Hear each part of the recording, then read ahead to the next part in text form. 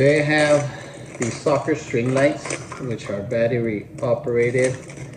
So they're pretty cool if you want to hang them outside for a party, for a soccer game that you're hosting, your man cave, your garage. They're battery operated, so you can put them in anywhere. You don't gotta worry about plugging them in.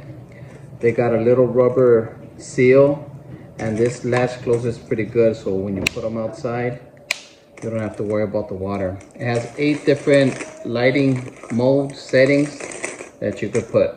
So let me put some batteries in and show you how they look at night. This is how they look with the light on. I mean, in the dark. The soccer ball lights on, the lights are off in the house. Let's press it. There's one mode. The first one was just stay on. This is second,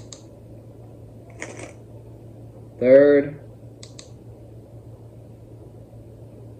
fourth, fifth, sixth, seventh, eighth, and the next button, the next time you press it, it'll turn off. So there you go. Here's what the lights look like in the game room.